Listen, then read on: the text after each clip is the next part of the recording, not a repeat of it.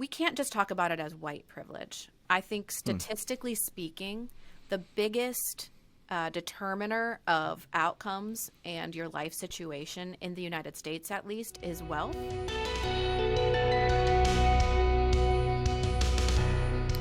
Welcome to Breakpoint This Week. I'm Shane Morris. I'm here with John Stonestreet, and once again, our colleague Maria Baer, talking about the stories of the week from a Christian worldview perspective. You can find links to all of the stories we cover today by visiting breakpoint.org, where you're also going to find a daily wealth of resources to help you think and live like a Christian in today's culture.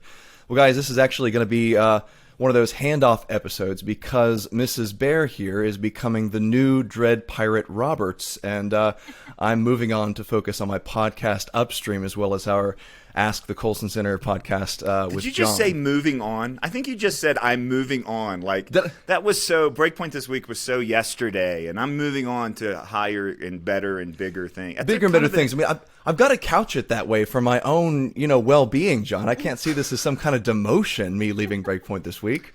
Every time I see Ed Stetzer these days, he goes, "You remember when you fired me? You remember when you fired me? You remember when you fired me?" And so I've just started saying, yeah, actually I do. I remember it so well and so fondly. It's, it was such a great day. But actually we didn't. And we're not firing you. We're excited for Upstream. Upstream's become such a great podcast offering in the overall network. It's great interviews. And, I just you've done a great job with that. And we'll still have you back on here week by week, different times, especially to sit in for any of us when we get COVID or anything related. So it's a see you later, not goodbye, as my Jamaican friends used to say. Well, Maria, welcome as the new co-host here. Tell us real quickly a little bit about yourself. I know that our listeners have heard you here before from time to time, but this is a new season for the show. So introduce yourself for us. Sure, yeah. And I'll say I've been taking notes, scrupulous notes, over the past couple of months at how you do this, Shane, so that I can pick up the mantle in a good way. So I went to school for journalism, and that was 10 years ago, about 10 years ago, and have been working in reporting and writing ever since then. Joined the Colson Center about a little over a year ago. And have been learning a ton. I always joke with John that I feel like I've been in seminary since coming here, so I feel like I've learned a ton. But which is the nice way of saying that we're a bunch of nerds, Shane. So many nerds, and my to-be-read I do appreciate that, probably more than you do, John. You guys don't realize that every time you mention a single book, I add it to I have a special shelf in my bedroom, and it's getting, I look like a hoarder at this point. I have so many books. What are you reading, Maria? Because you always like to talk about that, don't you? Oh, don't worry, Shane. I'm so glad you asked. Right now I'm reading, so every year I pick one really big one, and I'm reading Infinite Jest by David Foster Wallace. And it is an undertaking. That's all I'm going to say. But I have to say this now because you made me bring this up. I cannot recommend Infinite Jest, okay? Please do not hear me saying, go out and buy it and read it. Do not give it to your children. This is not, this is for a discerning mind, okay? It's not entirely appropriate at all times. But we're going to have the recommendation segment at the end of this thing. But I'm very proud of you for not mentioning the fact that you had just read Brothers Karamazov. So, Shane, I'm so glad you brought that up because last year I read The Brothers Karamazov by Dostoevsky. Oh, boy. Here we go. So I need to let everyone know the inside joking that happens on our team, but this goes all the way back to the first time in an editorial meeting that Maria mentioned that she was reading a Russian novelist, and to which I quickly noted that there's, the way you know someone has read a Russian novel is the same way you know someone's in CrossFit, and that is just wait, they'll tell you all about it eventually. So that has proven to be count I'm a vegan, I do CrossFit, and I am reading Dostoevsky. And I'm an ex-evangelical. Those are the ones that you can just count on hearing all about. So, well, as much as this is, what I'd love to do, we are here to talk about the stories of the week. And the stories of the week aren't always the greatest things to talk about. And this week, what a week. My goodness. We were just commiserating over email about how, number one, the disappointing developments that have come out, especially from Washington this week. And number two, the fact that it all seems to be about LGBT stuff, which we try very hard to balance out with other stories on the program. But as you were Shane, saying, for the record, people have asked us over the last couple of weeks several times, why do you guys are talking about this all the time? I so don't want to talk about this anymore. I cannot tell you how many times, like this week, Mr. Potato Head made me talk about this, right? Which apparently there's still going to be male and female potato heads, as somebody quickly corrected me. But they took the Mr. off. Why did they take the Mr. off? It's really clear. And you're just like, seriously, I don't want to talk about this anymore. But this week, there's no choice. We literally have no choice but to talk about it. If we didn't, we would not be doing what this show is all about. Yeah, and the headline this week, obviously the first thing we need to talk about is the passage of the Equality Act through the U.S. House of Representatives on Thursday. Of course, it faces a potentially rougher road in the Senate. I'm really hoping, obviously, that it doesn't make it through, but this is easily the most sweeping piece of federal legislation on this issue that we've seen in certainly in my lifetime. And this is the and of course, before my lifetime, nobody was talking about this in Washington. But the import of this is a change in the Civil Rights Act, which adds gender identity and sexual orientation to the protections there put in place back in 1964, and it would it would force compliance in public accommodations and education, among other places, and then set a precedent that really changes the way this whole issue gets dealt with, and potentially the way court cases go, whether it's religious freedom or just general compliance with the whole thing. So let's talk about this, what it means for the country, what it means for religious people in particular who don't buy into this way of looking at the world and sex and gender.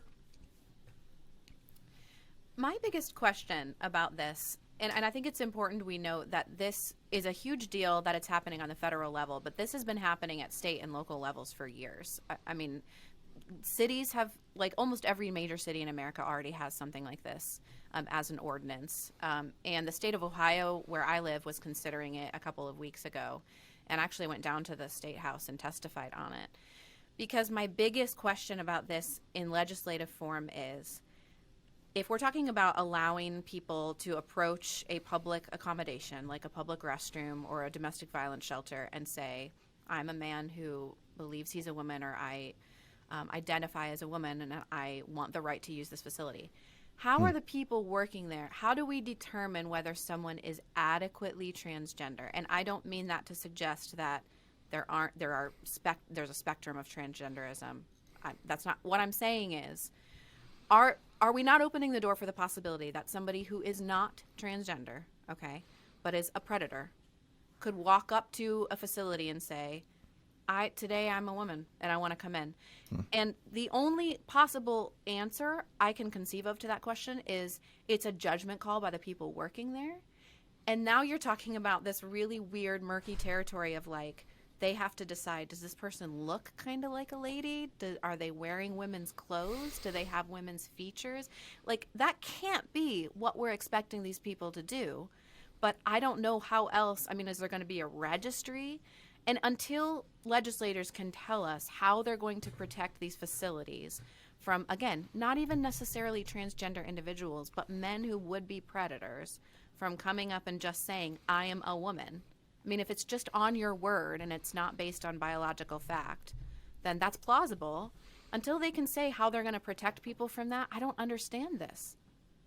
Yeah, there's not a way to actually determine it unless you rely on gender stereotypes, which we've been told for the last several decades now are disproportionately discriminating against women, which they are. There was a scene that happened this week outside of the Equality Act story that illustrates this really well, and it was a scene in which Senator Rand Paul was in the confirmation hearing for Rachel Levine, who is a biological male identifying as a woman and has been nominated by President Biden for the Deputy Secretary of the HHS. And he basically asked questions having to do with what we know to be true, how countries have understood the horrific nature, for example, of genital mutilation and so on, and yet the transgender movement in the United States gets to play by completely different rules. So what's called what's called genital mutilation in Africa, what we Western secular enlightened elites criticize as being dehumanizing in developing nations and those subhuman religions and so on, some of the language that's used is suddenly like the tip of the spear of enlightened progressivism here. And when asked about this was the most stunning thing. What we heard from the nominee was, well, the science is settled and I'll talk to you about it after you confirm me. And he just repeated this over and over and over again. The science is settled. The science is settled. The science isn't settled. And one of the dramatic impacts of the Equality Act would be to take something not settled and then enforce it in law in a sweeping sort of way. We had a Breakpoint commentary where we spent a lot of time on this week.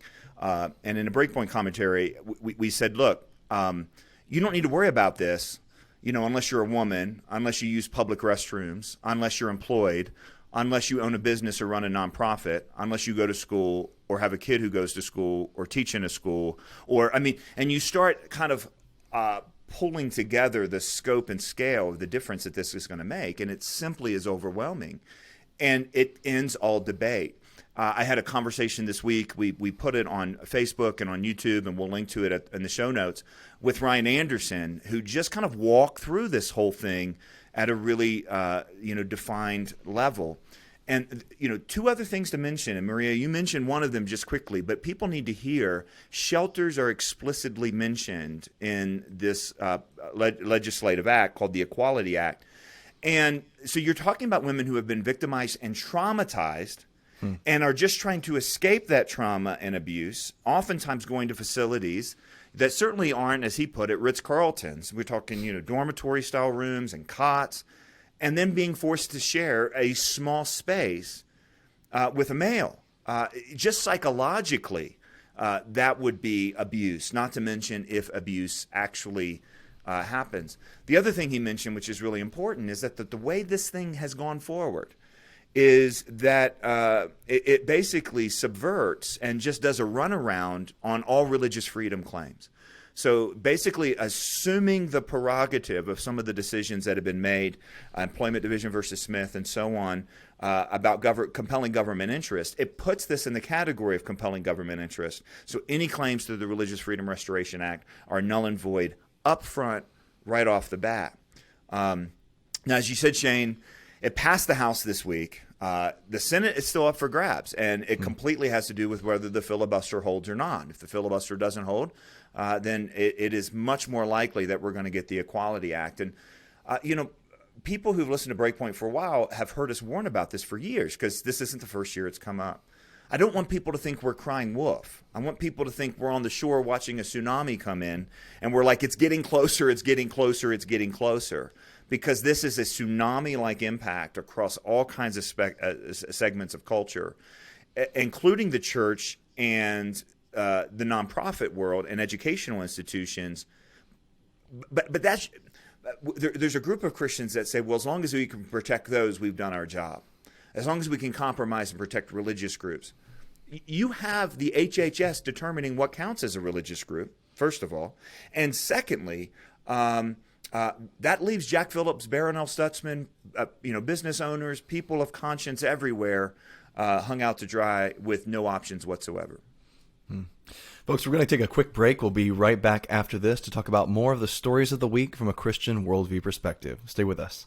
We're back here on Breakpoint this week talking about the stories of the week from a Christian worldview perspective. John, we have a friend here at the Colson Center who we've recommended his work a lot. We've done a lot of different events and and so forth with him. And he's one of the most articulate and just effective advocates for not only the natural view of male and female, but the natural view of marriage, and has been for a long time, all the way back to the famous moment of the Piers Morgan show where he kind of got sat down and jeered and booed at, and not only did he hold his ground, but he kept his cool in the process. And he was seated in the non-woke section. In the non-woke section, the little hot seat. It looked like he was the defendant, and Piers and his panel were the judges there. Well, I'm talking, of course, about Ryan Anderson, who has been with the Heritage Foundation for a long time, but is now just become the president of the Ethics and Public Policy Center. And a while back, Ryan wrote a book. It's called When Harry Became Sally, of course, riffing off of When Harry Met Sally. And it was his attempt to really tackle and take apart the transgender movement, the claims that are being made on, a metaphysical, scientific, moral, sociological level. And it is, as, Ryan Anderson's style typically is, one of the most winsome, careful, polite and kind presentations of the issue. I mean, this guy is not Ann Coulter. He is extremely winsome about this. And yet, this week, Amazon removed his book in any form through any seller from its platform. So the world's largest online bookstore here has blacklisted Ryan Anderson, who I would argue is the most articulate and winsome advocate for the traditional and he would say natural view of the sexes, of marriage, of gender identity.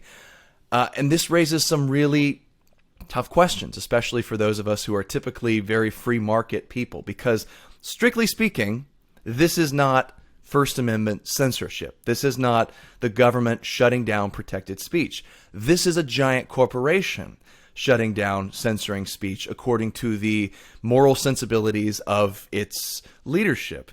And it sort of forces us to ask the question, at what point does corporate censorship bleed into really shutting down a conversation that's taking place throughout our society? And how does this relate to the equation between violence and speech? Because Ryan Anderson's book here is being equated by Amazon to a sort of violence, to transphobia. That's the word typically used. Well, there's so many sides to the story. To quote Aladdin, it's a whole new world of big tech, and we don't know how to navigate it in terms of who should be shut down and when do we shut them down and how and on what categories. I mean, as many people pointed out this week, you can still buy Mein Kampf on Amazon.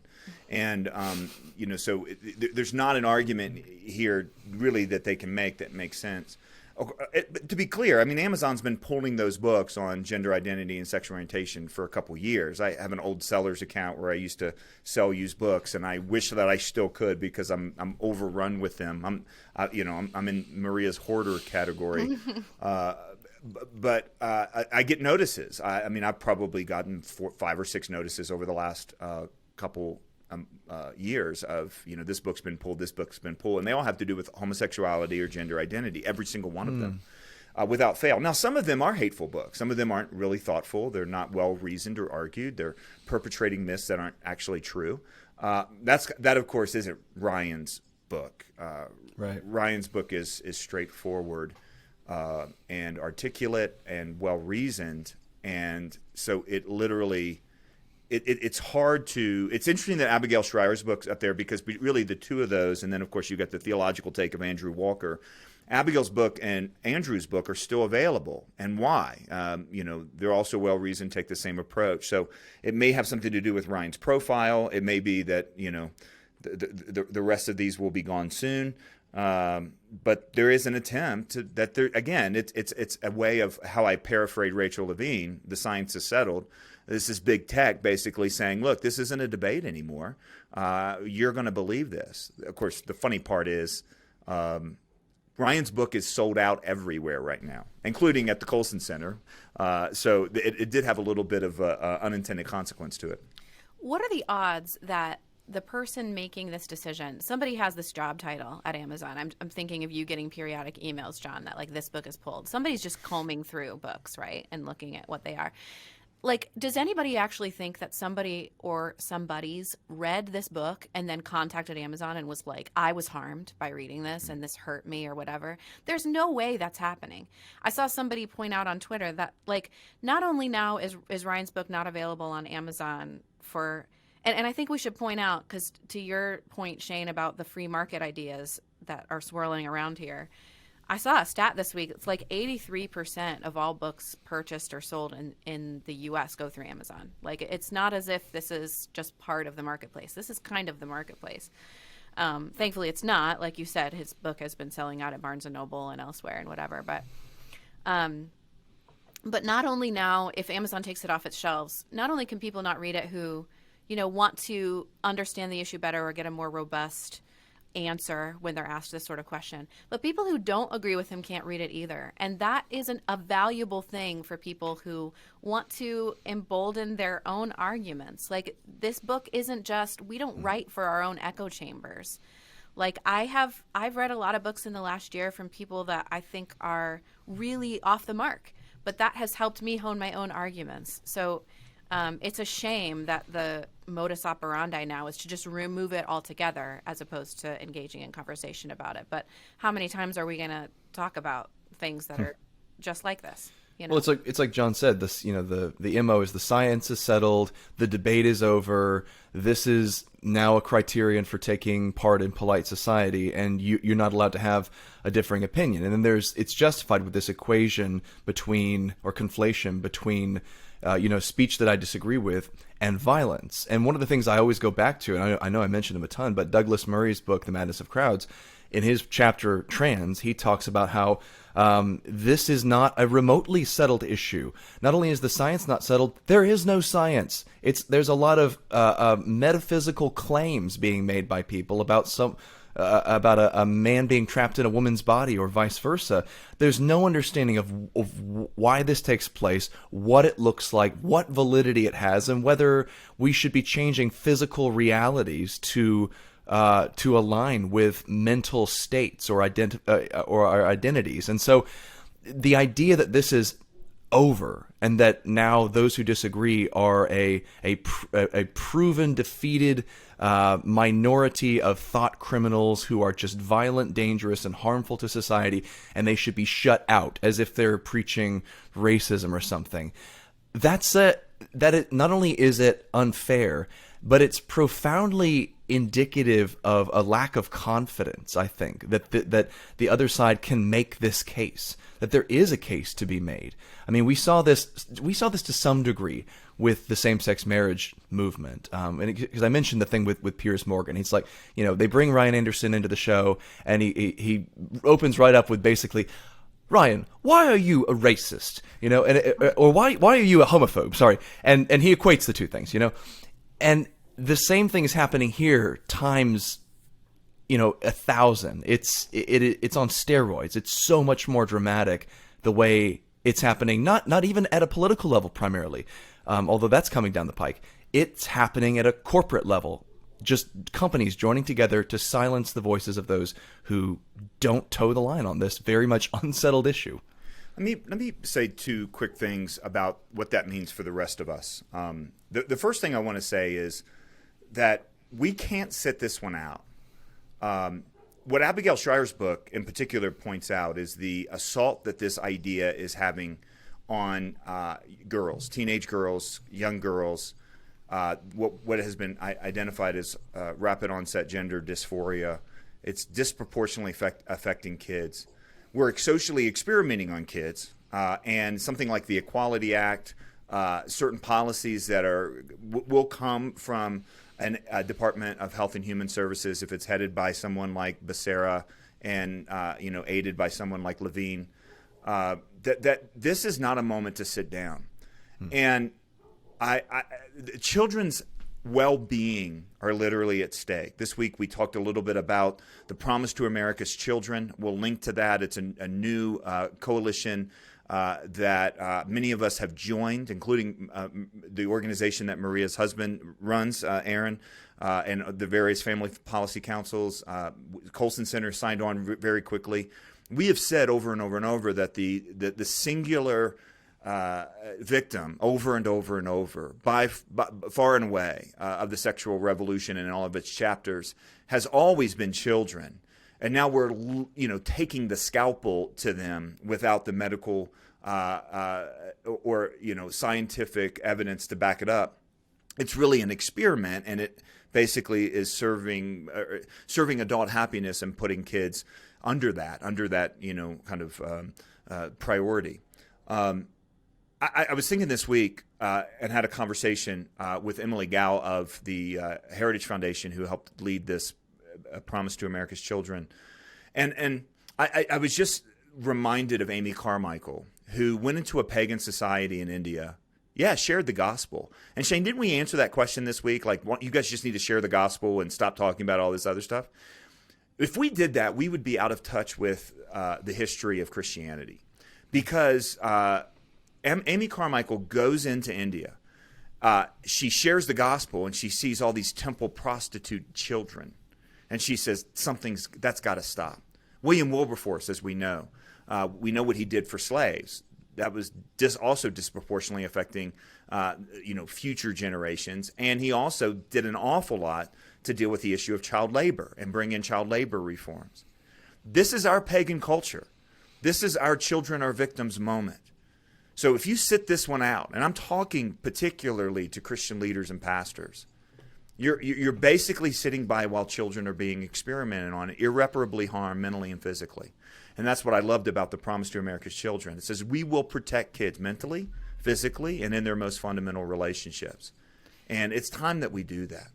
The second thing that I think we need to bring up is that this is a count the cost moment for those of us that are going to step in. Ryan Anderson's book is reasoned and straightforward, and it was canceled. It reminds me of Max Lucado. I think he's officially won the title of the nicest guy on the planet, right? And he, because of something he said, at the National, he was, largely condemned for showing up at the National Cathedral. This isn't going to be a moment where you're going to be lauded. I do think, though, Shane, to your point that, and Emily Gao brought this up, I think 100 years from now, people are going to look back at this and they're going to say, Ryan Anderson was a hero in this. Mm-hmm. Abigail Shire was a hero in this because they were willing to stand up and they mobilized other people to say this is madness. The emperor has no clothes and you're harming children. I think that's the side of history we want to be on, regardless if history comes through on our side or not. It's the side of right and wrong that we want to be on. I think that from a spiritual side, I've been thinking a lot about this, especially counting the cost. And I've thought, in some ways, there's a gift here for us as Christians in that this is such an easy question. Like, if we were facing the possibility of, giving up our jobs, giving up our social capital, being canceled, our place in society because we couldn't explain the problem of evil adequately or something, that would be really challenging and hard. And it would be really tempting to be like, I'm not sure I really can't explain that. Maybe I'll toe this line over here that says there is no God or whatever.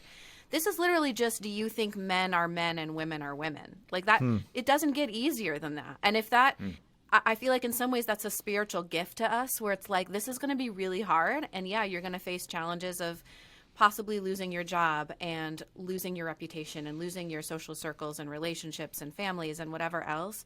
But I'm going to make it as easy as possible by making it such a simple question. You can't help but be like, men are men. Is that really all this is? There are four I have no lights. trouble saying that, right? And even, John, what you were saying, I've heard similar arguments from Christians and Christian leaders saying, well, maybe if we can just get all these protections for, religious organizations or people with religious beliefs, then we can move forward. That doesn't change the fact, and this makes me think of Rod Dreher's Live Not by Lies, which, again, I guess I shouldn't attribute that to Rod Dreher. That's Solzhenitzyn. But anyway, even if you think you've successfully carved out these little protections for religious people or religiously owned businesses or whatever, that doesn't change the fact that this law is based on a lie. Men can't be women and women can't be men. You don't want to live in a society where your government leaders are promoting a lie. That's that fundamental. And because it goes from your government leaders to your state government leaders to your local government leaders, and that journey in some communities like ours in Colorado has already happened, to vice principals at schools, which has happened in your neck of the woods, Maria. Yeah. To individual teachers, to everything else. I mean, literally, that's what this justifies. And that's also why pastors and churches have to, like you're saying, you can't sit this out, because it's not as if it's some issue happening over here and if we decide not to talk about it, it just won't be here. If you're not talking about it in church, all the people in your church are hearing about it elsewhere. They're just hearing the wrong part of it. Yeah. Folks, we're going to take a quick break. We'll be right back after this to talk about more of the stories of the week from a Christian worldview perspective. Stay with us. Maria, there was another story this week that was illustrative of a kind of divide in the progressive worldview that you brought up, and it was very fascinating. It involved a student at Smith College. It said she was racially profiled while eating in a college dorm by herself, and an investigation found no evidence of bias. But the whole thing brought up this question of, how do we play, if we're living in an intersectional way of thinking, how do we balance the interest of race, sex, and class, and how do those things play together? So tell us a little bit about why this story caught your eye and what you think the implications of it are. Yeah. So, yeah, like you mentioned, so this was a black female student at Smith College, which is a super liberal institution, and I should mention it's like feminist Disneyland. Expensive. Yeah, exactly. I mean, it's like they were saying in this piece, it's almost $80,000 a year for room and board for students there. So, yeah. So she was apparently, this was over the summer, and there was a dorm that was completely closed. There was nobody in it. But she decided to go in there and eat, and the security, or there was a cafeteria worker or a janitor or somebody, a blue-collar worker in there noticed her, and they had been told before, if you see people in the building when there shouldn't be, don't approach them, just call security. So she saw this woman in here, this cafeteria worker, and so she called security. And security came and said, ma'am, this dorm is closed and you're not supposed to be in here.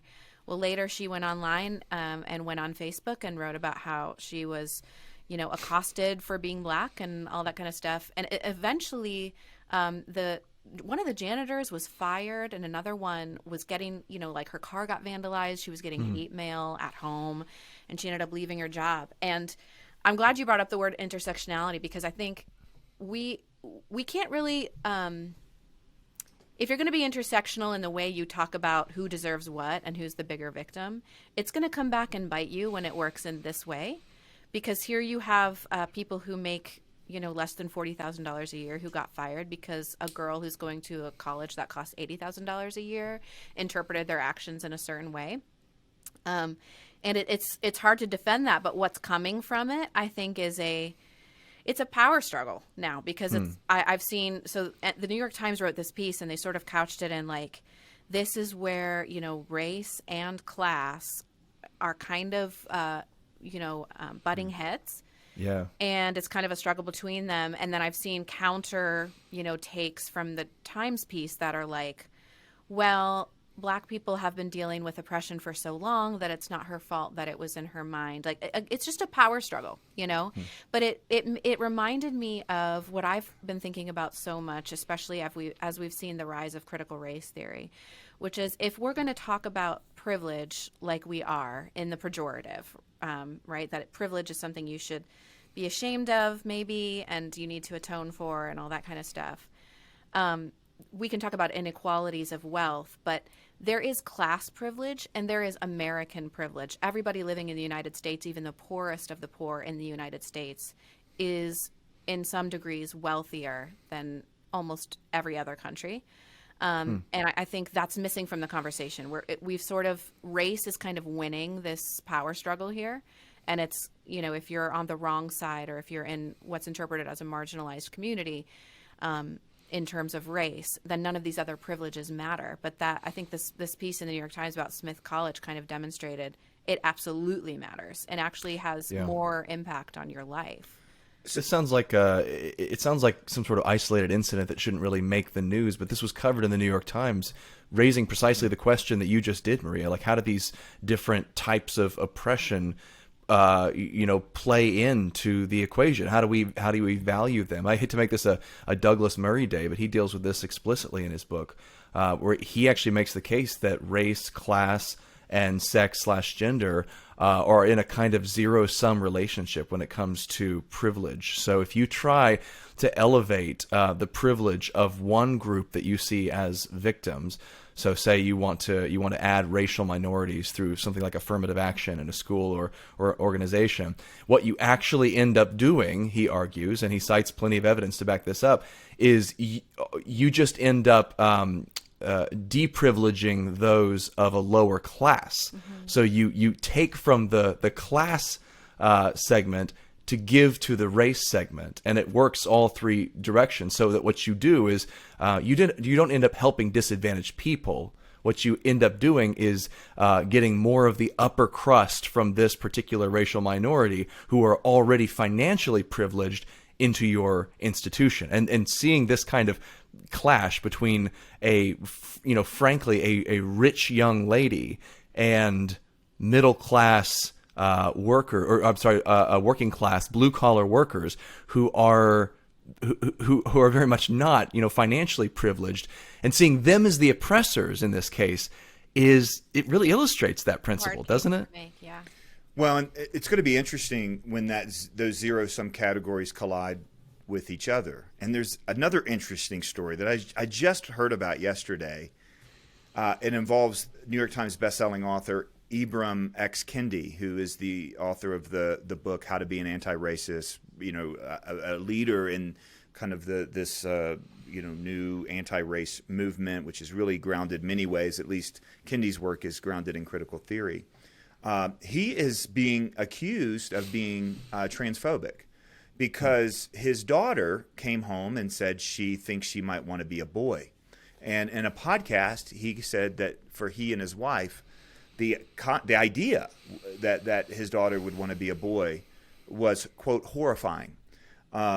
And said, of course, we're like, okay, what affirmative messages about girlhood can we be teaching her, get this, to protect her from whatever she's hearing in our home or even outside of our home that would make her want to be a boy. So here you have the wokest guy on the planet, right? And at least in terms of the category of race, clearly not woke enough on the transgender issue. And so does he get canceled? And who wins that one? And who's allowed to cancel him? It gets so confusing. Like, are you allowed to say something about who's the woke guru on top of the woke mountain that's going to allow, right? That's going to make that pronouncement from on high. It's a great question, but it also, it was so interesting that by his own categories of thought, on what grounds is he saying that it is actually horrifying? We talked about this all year, Shane. You remember that it's critical race theory this year, it's critical gender theory or critical queer theory next year. I didn't actually think it would be next year, but it is. Like it in so many ways, it has become this as a next year. Somebody's going to write a book at some point, and it's going to be called The Alarmists Were Right. And it's going to be about the conservatives who, for decades, said, if you adopt this set of beliefs, in law, if same-sex marriage becomes the law of the land, then it's a slippery slope that's going to lead to this, this, and this. And I just sat back yesterday, as the Equality Act passed the House, and I thought to myself, you know what? We've got an entire party in this country that holds the majority in both houses of government, that is seeking to undefine gender, which used to mean the same thing as sex, in law. So male and female are not going to be a thing for all intents and purposes in law. If you told that to somebody 20 years ago, in 2001, they would have looked at you like you had three heads. Even a progressive would have said, no, there's no way. That's ridiculous. That's absurd. It could never happen. And yet here we are. I mean, ideas have consequences, like you like to say, John. This is Richard Weaver all over. And ideas lead to other ideas. They have babies. And we're here at this point. There's a logical progression. So I'm going to, Shane, I cannot believe I am the first one to bring up C.S. Lewis on this show and that you haven't brought him up yet. That's so fitting. Okay. But this it is fitting. You're taking the mantle. Taking the reins and the C.S. Lewis reins. So do you know, when did he write Abolition of Man? 40s, 50s. It's been a long time. Yeah, I think that was like a mid-range work. I could be wrong. So speaking of slippery slope, and we didn't know that we'd get here, this is a quote from Abolition of Man. The power of man to make himself what he pleases means, as we have seen, the power of some men to make other men what they please. Right. because the power of the conquest of man over nature turns out to be nature's conquest over man, because it reinforces this hierarchy. If bodies don't matter, then neither does your body, and that means we can do whatever we want. But this collision is going to be it's going to be both interesting and horrifying to watch. And I think the collision's happening. For years, we've talked about there's already a collision between the L and the T in the acronym, and this is going to be made worse because of what's happening in women's sports. The U.S. Department of Education basically issued, I think it was in the first day of President Biden's executive orders, issued an announcement saying, look, transgender males can play on whatever team they want. And we have a group of lesbian activists saying, no, this is dehumanizing, because there's this long history of fighting for the rights and equality of women, at least as they see it. And now, based on a fundamental principle, men don't understand the experience of women. Now we have an entire movement saying not only do they, but men actually can appropriate the experience of women and claim it as their own and be even kind of higher on the woke ladder than anyone else. So that collision's already happened. But the collision between race and gender is going to happen as well. It not just because of stories like this one with this very, very, very famous popular author, but it's going to be front and center because, like for example, let's go back to the very first story of our program, which was the Equality Act. The Equality Act takes these categories, which are brand new, which just started yesterday, and reads them back into civil rights legislation. So written by people who could never have imagined it would be used that way. Well, that's right. I mean, listen, even the word sex, one of the things the Equality Act does is it puts the word sex into all of the different titles of the civil rights legislation. Currently, even the word sex just appears in one of them. And then it takes not only sex and adds it to it, but understands sex to include sexual orientation and gender identity. But the civil rights, a big part of this has to do with public accommodation, right? And the bigger part has to do with widespread discrimination, right? That there needs to be a upstream from culture corrective by the law, which usually doesn't work, but did for the Civil Rights Act, that says this is where we're going to go as a culture, like it or not. So it assumes, the Equality Act at the heart assumes that the level of discrimination at the LGBTQIA identifying community is at the level of the slavery, the racism, the Jim Crow, the post-Reconstruction South, all of that sort of stuff. And there's nothing historically that verifies that to the scale and to the scope or to the evil or to the absolute attack. There's just nothing. So many of the highest profile stories that justify this, and of course I'm thinking primarily of Matthew Shepard, have been demonstrated to have nothing to do with this. It was a drug deal gone bad. And the second thing that it does is specific to the public accommodations, has to do with this idea of this during the era prior to the civil rights. If you were African American trying to drive across country, you literally couldn't do it. You literally didn't have access to certain parts of society. You couldn't find hotels. You couldn't be safe in your transport. You couldn't find gas stations. That's where that story, the Green Book, which was an interesting movie a couple years ago that talked about that. What we're saying is that a baker saying, "I'll bake you a cake, sir," who identifies as gay or transgender, but I won't put a message on a cake, is the same sort of lack of public accommodation as not being able to drive across the country.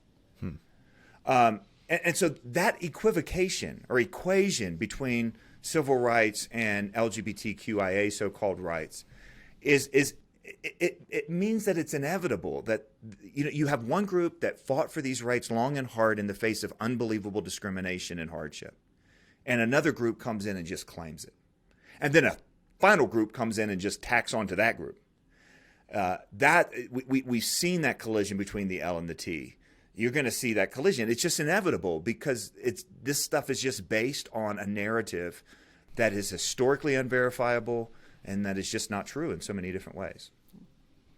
And one of the groups, this is on a more philosophical level, one of the groups relies on something that is purely biological, which is race, and which has unfortunately been the source of oppression and, preferential treatment and judgment and whatever since the dawn of time. The other group is purely anti-biological. Like your biology literally doesn't matter. It has nothing to do with this. It means nothing. It can have no import into who you are.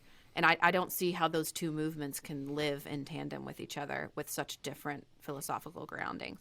But even to your point, too, about the civil rights era, you didn't have, in the 1960s, you didn't have, Dr. King's marches weren't, run at the head by like Wells Fargo. I mean, you go to any gay pride parade right now, you have like 100 corporate floats. Oreo cookies tweeted yesterday that trans people are real. Like, come on. It's really hard sell to say you're being discriminated against when every major company just about in the United States is falling over each other to jump on the bandwagon. And the biggest oppressor you can come up with is a church in Texas that has like 12 members, Or a janitor at Smith College. Ooh, very good. Well, with that, I think it's time to move into our recommendation segment. Maria, I want to let you go first this week, not only because ladies first, but also because you're going to be taking this over. So have at it. Tell us what you recommend. Thanks, Shane. I'm not recommending Infinite Jest by David Foster Wallace. First, I'm going to recommend maroon shirts, because if you guys are joining us on the live stream, if you can see the video, Shane and I apparently, we did not talk beforehand, but we're both wearing the exact same color, and we both have collared shirts on. I'm really kind of disappointed that John didn't join us here. If a memo had in fact been sent, I would not have obeyed it. Good to know. You can talk to my wife about that trend. I was going to tell me to do something, and I'm probably going to do the other thing just because you told me to do it. The serendipity of this, but also the embarrassment of it. As soon as everyone logged on, it was just Maria and Shane's maroon shirts. I would like to pretend that this is part of my new job here co-hosting the show, that I'm just going to determine what we wear each week. I'd like to take on that role. Have fun, John. Okay, I have to think of my recommendation. Hold on, I'm thinking. Okay, I do have a recommendation, and it is to learn an instrument. That's what I'm going to recommend. So we're getting my daughter involved in, she's going to be learning the violin, and I learned the piano as a kid, and getting her into violin has made me revisit some of that, and it has had such a profound impact on my life in ways I didn't realize until really sitting down and thinking about it again. But just the ability to read music and to be able to listen to it in a different way after having learned how to play it has enriched my life in a super profound way. So I think no matter how old you are, and you don't have to become a concert pianist or something like that, but I think it's worth learning how to read music. It trains your ear on how to listen to it, and it's like a whole world. I was going to say a whole new world, like when John quoted Aladdin, and I wanted to correct him because I think that was actually Jasmine.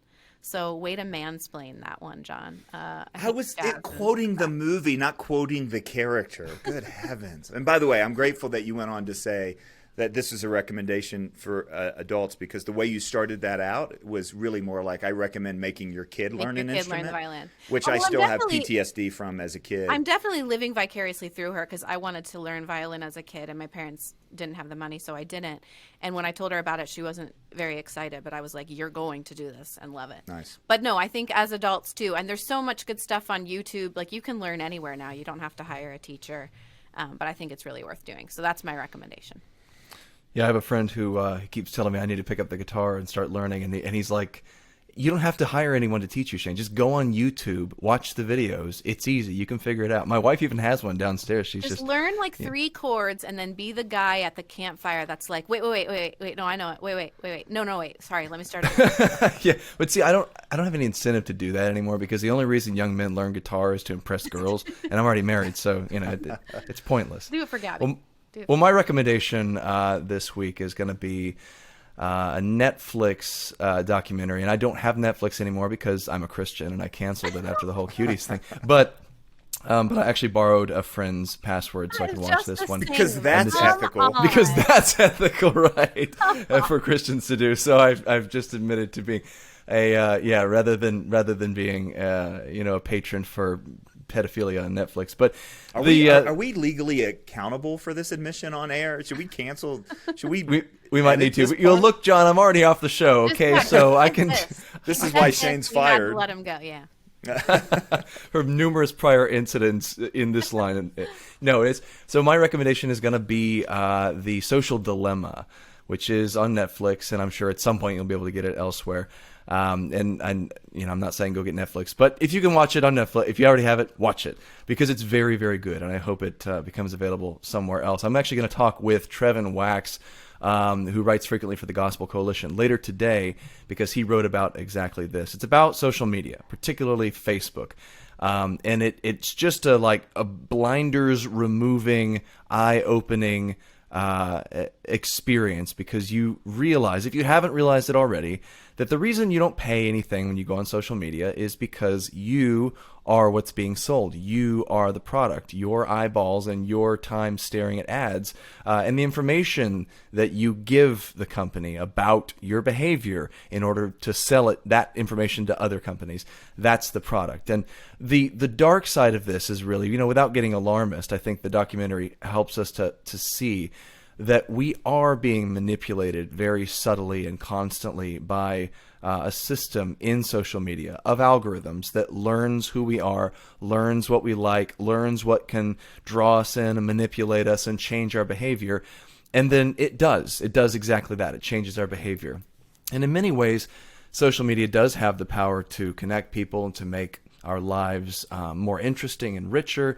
I'm not a Luddite. But at the same time, I think we need to be acutely aware of what it has the power to do to us in a negative way, and how it controls our behavior without us really thinking about it. And one of the key negative ways this documentary demonstrates that fact is in the way that Facebook in particular will create reality bubbles.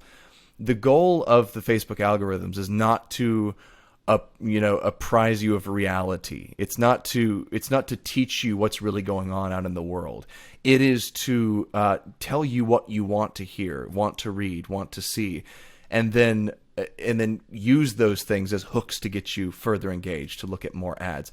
The byproduct of that is you become convinced of a customized, personalized reality that's very different from everyone else's reality. And so they talk about how when you meet someone of a different political or religious persuasion who's also online, there's this feeling of, I can't believe you are so dumb that you don't understand what's going on this issue, because they haven't been seeing the same things as you. They've been seeing stuff that reinforces their perspective and getting feedback from people who agree with their perspective. And so you get this emotional clash of, I can't believe you're such a dummy for not seeing this. And the really, probably the most powerful aspect of it is that it brings in interviews from a bunch of different former big tech executives and engineers, from Facebook and Google and Twitter, who all say, we're freaked out. We didn't know what a monster we were creating. We've pulled our kids off of this stuff. We don't let them participate in it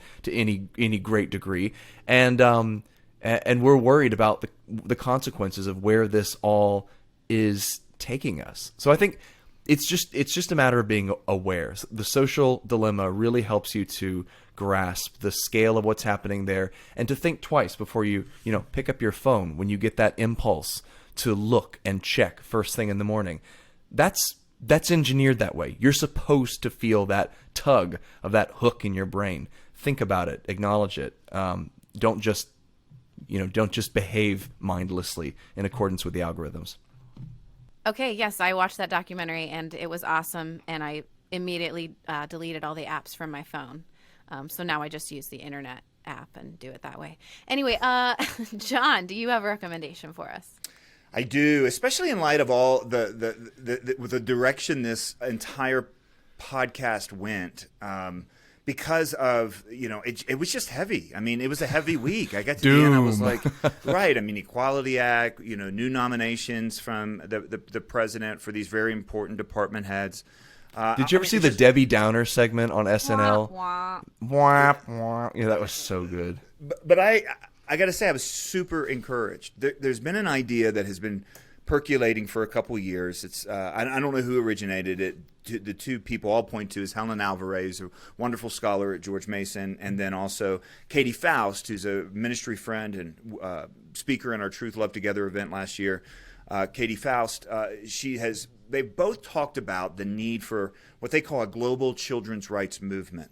Now, this language is a little bit tricky because of the the push in the United Nations for years to disenfranchise parents' rights on behalf of children. But what this is in reaction to is this kind of especially this late chapter of the sexual revolution where we put children's rights completely subservient to whatever we think we want to do as a society, culture, or an individual, and therefore say, oh, the kids will be fine. And it just seems overwhelming when it starts getting into law like we saw this week, when it starts getting into public policy like we saw this week. I think that there's a lot of promise in this children's rights movement, whatever we end up calling it. And what we mean is that, look, every civilized society protects children. Like I said before, Christians throughout history protect kids. If we're the generation that don't protect kids, we'll be out of step with church history. So I think the idea has a lot of promise, and that idea has now taken the form of a movement. And it's a movement that can be joined. I mentioned it just quickly, but I think people need to go there to promisetoamericaschildren.org. Here's why. How many times, Shane, have we gotten this question, what can I do? What can I do? What can I do? Except just rant and rave.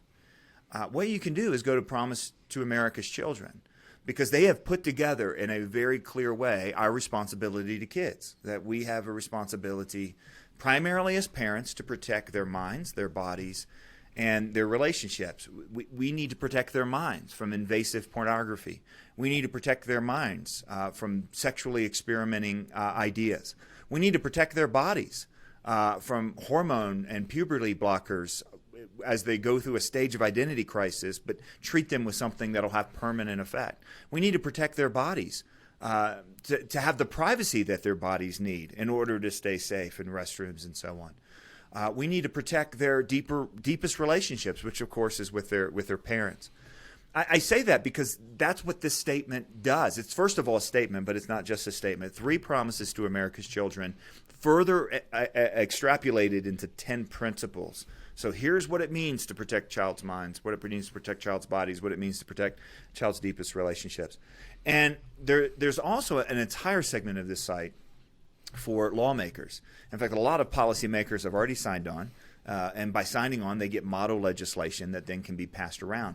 We've seen the pro-life legislation movement go away from any sort of kind of federal attempts to state-level controls, and it's been very successful.